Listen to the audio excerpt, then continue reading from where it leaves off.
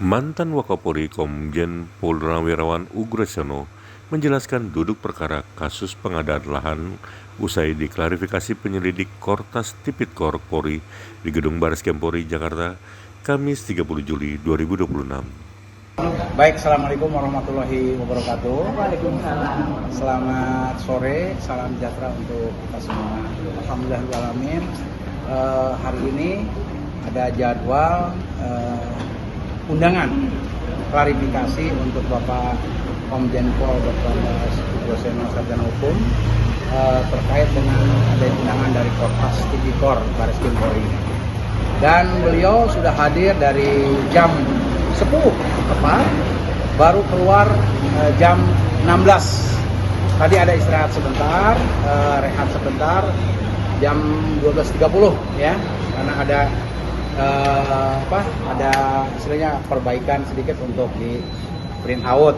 Setelah di print out, kami masuk kembali dan dilakukan pemeriksaan lanjutan karena ada beberapa hal yang masih belum selesai.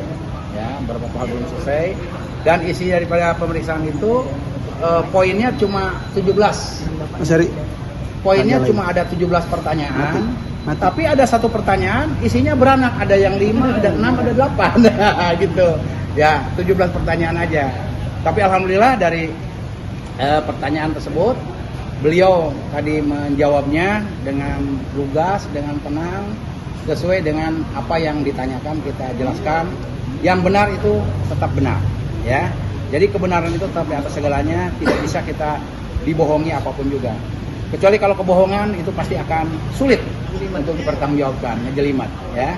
Dan alhamdulillah beliau senior saya, bapak saya ada di sebelah kiri, dan beliau mungkin nanti akan menjelaskan. Jangan banyak-banyak pertanyaan, ya, karena beliau juga capek. Berapa jam kita ada di kursi dalam sana, ya. Nah, beliau ada di sini. Ya, mungkin nanti saya tambahkan di penutup. Saya persilakan Bapak, monggo, silakan Pak. ya.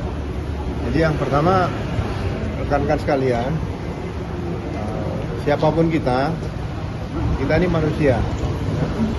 Manusia mau pangkat apapun pasti ada kelemahan atau kelebihan.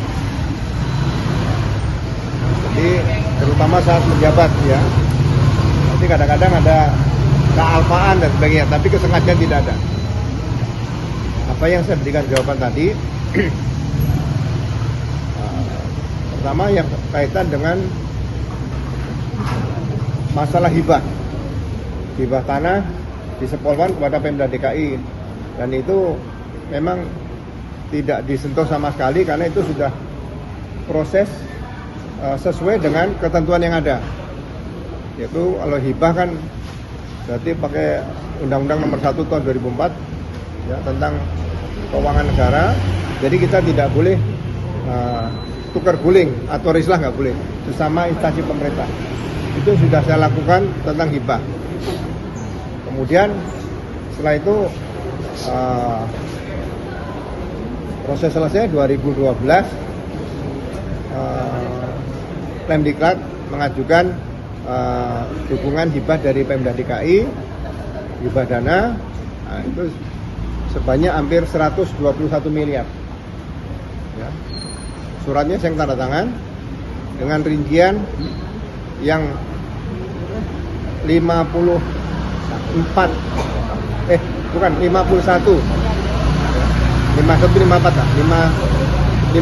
miliar, ya. Itu untuk pembangunan sarana prasarana di Sespim Polri, ya. Sespim Polri, ya, di Lembang. Kemudian yang kedua, yang 44 miliar itu untuk pembangunan perbaikan sarana prasarana fasilitas pendidikan di Sepolwan dan Lemdiklat.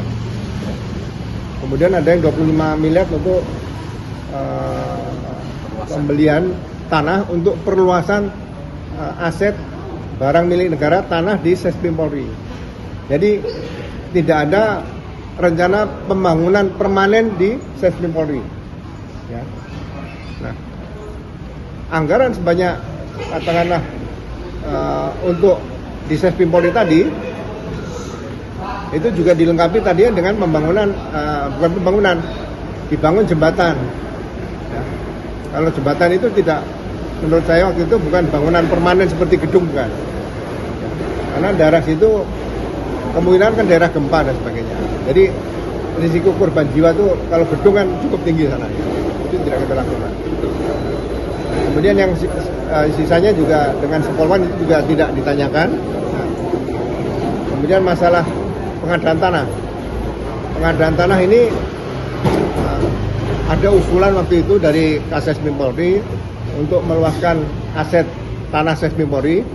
Ya, Kasespimnya sudah meninggal dunia, Pak Surmana Yulistia. Ya. Tanah yang nempel di Sespim Polri. Jadi untuk perluasan sebanyak 5 hektar lah.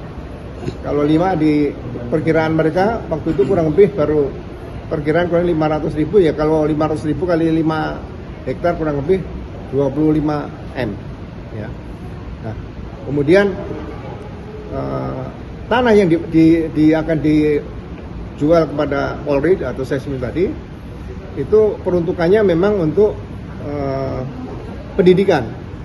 Tidak bisa dipakai untuk pengembangan untuk sarana-sarana prasarana lain, nggak bisa. Jadi banyak pondok pesantren juga ingin mengambil tanah situ. Akhirnya kita ambil tanah itu, dibeli melalui panitia pengadaan tanah tersebut. Ya.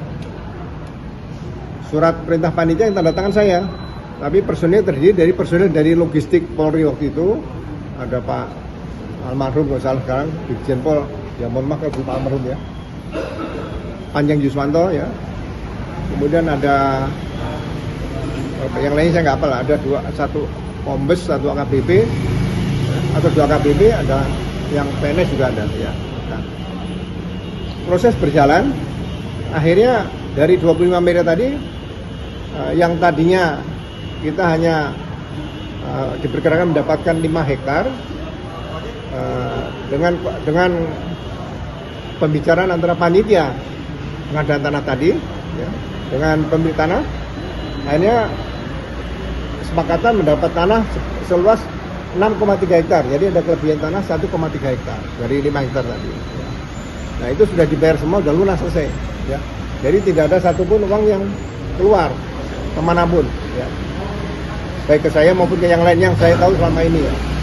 Nah, setelah proses selesai, ya, saya katakan bahwa pemilik tanah datang kepada saya, Pak, kami akan berterima kasih memberikan uang 1 miliar kepada Pak Ugro. Saya tolak, ya, karena saya belajar dari para pemimpin-pemimpin saya sebelumnya lah, mau Kapolri, Kapolda, Kapolres, itu saya belajar dari beliau-beliau. Tidak boleh menerima uang apapun dari masyarakat. Bukan saya munafik ya. Berkaitan dengan pekerjaan gitu, pekerjaan Polri, kita jangan terima uang dari masyarakat. Nah, kemudian saya mau diberikan tanah juga 1000 meter, saya tolak juga. Karena saya tidak ingin pensiun di Lembang. Ya. Bukan berarti kalau tanah itu di luar Lembang saya mau, enggak. Kalau tanah diberi, tanah itu menurut saya sama Allah lah gitu aja. Nah, tanah 1000 meter saya tolak, akhirnya oleh pemilik tanah tadi diberikan kepada Polri. Jadi mungkin tambahan 1,3 hektar tadi, salah satu 1000-nya adalah pemberian dari pemilik tanah tadi. Nah, proses ini sudah selesai, ya kan? Yang saya sangat sayangkan sejak 2011, 2012 sampai sekarang, pada saat saya masih aktif sampai 2014, masalah hibah, masalah pengadaan tanah untuk perluasan aset Sespim tadi tidak pernah diperiksa oleh atau diaudit oleh internal auditor kita, yaitu Irwasum. Tidak pernah diaudit juga oleh BPK RI. Ya. Dan Polri selalu mendapat BTP dari BPK. Ya. Nah, kalau saya pelajari berkaitan dengan administrasi, sekali lagi ya kemungkinan ada kesalahan administrasi ya, mungkin ya. Tapi belum saya temukan. Tapi harusnya yang menangani awalnya harusnya Irwasum. Ya. Jadi kita kan mengenal azas hukum pidana kan ultimum remedium, jadi pidana terakhir. Ya. Jadi kalau bisa diselesaikan dengan administrasi negara atau perdata, baru terakhir tadi dengan pidana. Ya. Jadi saya berharap ya perlu dicek kembali nanti masalah berkaitan dengan proses pengadaan tanah sebagai upaya perluasan tanah servil itu sebaiknya tim Irwasum kalau masih ada kesempatan untuk meninjau lokasi tersebut, ya peruntukannya untuk apa sekarang seperti itu, ya. Jadi sekali lagi saya juga mengucapkan terima kasih pada para penyelidik tadi yang mendengarkan saya dengan baik-baik dan saya ceritakan apa adanya seperti itu. Terima kasih kira-kira. Untuk penegasan aja untuk pemilik tanah itu siapa sih sebenarnya? Pak Insinyur Rudi ada di Bandung. Yang lain? Pak, ini setelah klarifikasi ini apakah nanti ada undangan lagi atau seperti apa Pak? Terserah penyelidik nanti, ya kan? Saya baru tahu bahwa Portas Tipikor ini langsung di bawah Kapolri, bukan di bawah Kabareskrim ya. Ada lagi? Cukup? Cukup. Baik. Udah Pak. Thank you, terima kasih ya. Ada sampaikan? Ya, Pak. Nggak ada. Hah? Ada sampaikan? Apakah ada keterangan lain? Nggak ada. Baik ya. Demikian tadi disampaikan oleh Bapak Komjen Pol Dr. Groseno Sardenopun, mantan Wakapolri, ya. Ingat, mantan Wakapolri. Jadi mohon doanya aja ya beliau sudah belak-belakan, sudah terbuka dan lain sebagainya menyampaikan tentang adanya undangan klarifikasi ini. Semoga yang beliau sampaikan ini betul-betul memberikan kepuasan clear dengan masalah ini. Jangan ada lagi muncul kriminalisasi terhadap siapapun juga. Ya, apalagi beliau orang kedua di Polri, ya, sampai terjadi begini, bagaimana dengan yang lain?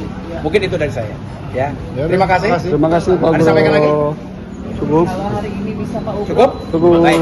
Terima kasih. Assalamualaikum warahmatullahi wabarakatuh. Pak, tadi menyambut apa Bapak merasa dikriminalisasi terkait hal ini? Ya, Merasa dikriminalisasi? enggak lah, biasa aja kan ini klarifikasi. Undangan. Kalau sebelumnya orang bilang kriminalisasi mungkin perasaan. Nah sekarang perasaan terjawab, ya mereka sangat familiar, sangat baik sama saya. Oke. Jadi komunikasinya di dalam? Oh lancar baik-baik, harmonis lah. Terima kasih Pak Ugro. Jangan lupa subscribe ya.